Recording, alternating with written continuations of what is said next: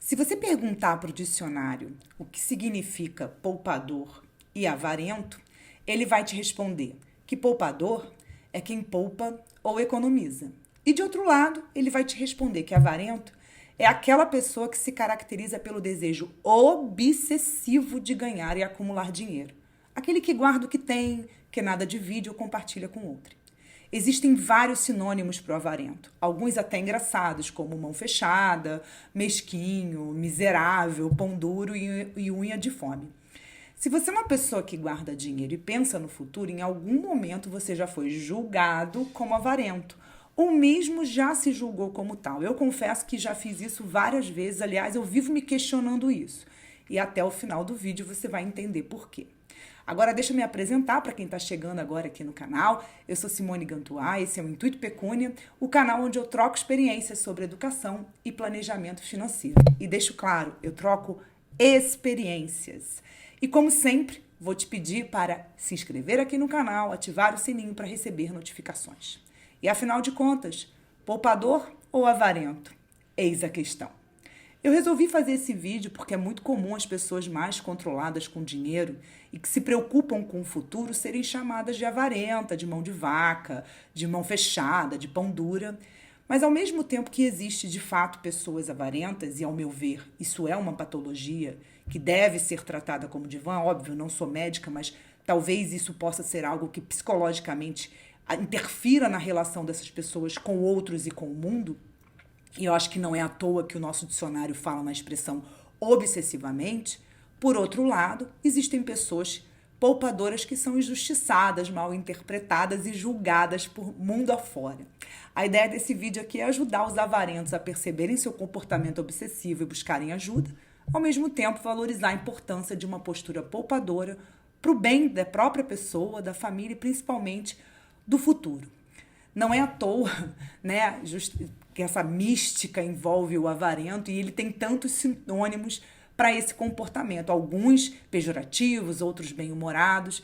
Isso tem relação não só com o histórico e as histórias que a gente tem sobre os avarentos, mas eu vou particularmente chamar atenção para uma história que foi contada numa novela da década de 80, obviamente uma história fictícia, né?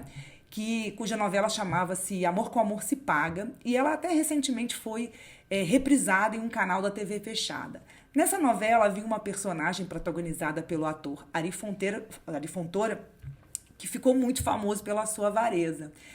Segundo o próprio ator, ele diz que esse foi um dos personagens mais famosos de toda a sua carreira, e ele, olha, tem uma carreira artística bem longa. O personagem que ele protagonizava chamava-se Seu Nonô e ele era sovino, assim, pão duro ao extremo, a ponto de colocar cadeados na geladeira, nos armários da despensa para evitar que seus filhos comessem. E obviamente tudo aquilo que ele julgava que era necessário para alimentar. Ele também nunca se esquecia de aumentar e cobrar os aluguéis dos seus apartamentos e, apesar da avareza, ele já era dono de um grande tesouro em moedas e ouro que ele escondia de todo mundo no porão da sua casa. Apesar desse contorno caricato, a avarência tem um pouco disso, um pouco dessa obsessão. Na minha concepção, e eu quero deixar isso bem claro, a minha concepção, a avareza ela está ligada ao binômio vontade e necessidade como palavras que estão juntas e possibilidade.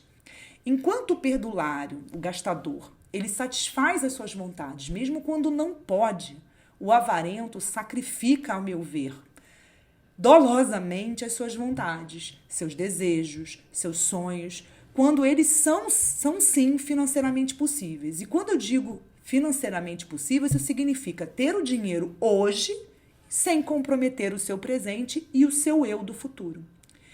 Não poder, porque não pode financeiramente, jamais deve ser chamado de avareza. Essa história de só se vive uma vez, eu mereço, na verdade esconde uma postura infantil e irresponsável, isso na minha opinião. Tudo na vida é uma questão de equilíbrio. Se você deixa de gastar tendo condições de fazer, repito, deixo isso muito claro, sem esconder, sem comprometer o seu presente, o seu eu do futuro, você pode estar escondendo uma compulsão semelhante à do caricato personagem do Seu Nonô.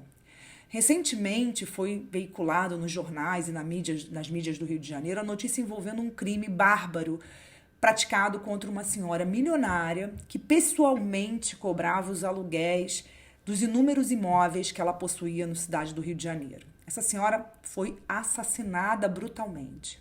Nada que eu disser aqui vai justificar qualquer das posturas praticadas pelos criminosos que tiraram a sua vida. No entanto, essa senhora vivia uma vida franciscana, mesmo sendo milionária, o que pode ter lhe exposto desnecessariamente, considerando o atual estado da sociedade brasileira e carioca em particular, sem que isso fosse necessário.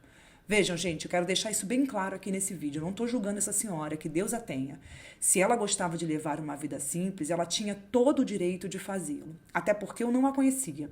Eu estou usando apenas esse fato para dizer que se eu fosse rica como ela, no seu lugar, mesmo gostando e querendo ter uma vida simples, que é um direito que ela tem, eu teria terceirizado a cobrança dos meus aluguéis, que me custaria, obviamente, uma parte daquilo que eu tenho direito de receber, até porque as pessoas trabalham e precisam ser remuneradas, e moraria em um lugar mais protegido. Segundo as notícias, ela morava numa rua, numa casa de beira de rua, sabe? Aquelas casas sem muro, de beira de rua, em um bairro de classe média no Rio de Janeiro. Repito, nada vai justificar o crime que foi praticado contra ela. É um absurdo a gente viver em um país que a gente não tenha a nossa vida nem o nosso patrimônio protegido. No entanto, a violência está aí. E mesmo sabendo disso, deixar de se autopreservar, mesmo podendo e tendo dinheiro hoje para fazer isso, olha aí, né? A necessidade, possibilidade, a vontade, possibilidade.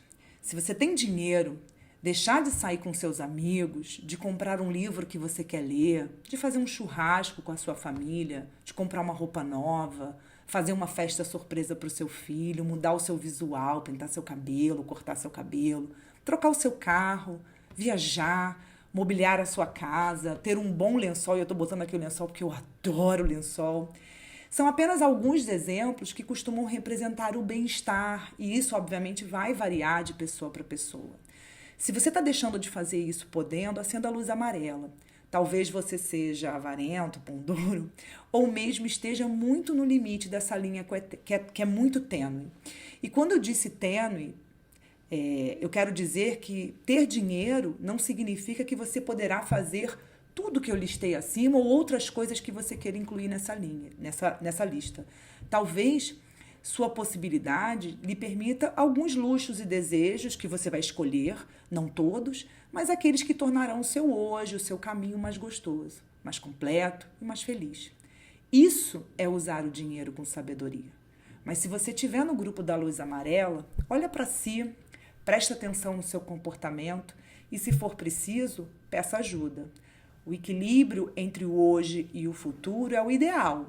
Mas tudo que é idealizado é difícil de ser atingido, tem que ter cuidado. Então perceba-se, poupe e viva. O dinheiro é um meio e não um fim em si mesmo. Era isso que eu queria passar para vocês hoje. Se você gostou desse vídeo, dá o seu like, se inscreve aqui no canal e até sexta que vem. Tchau!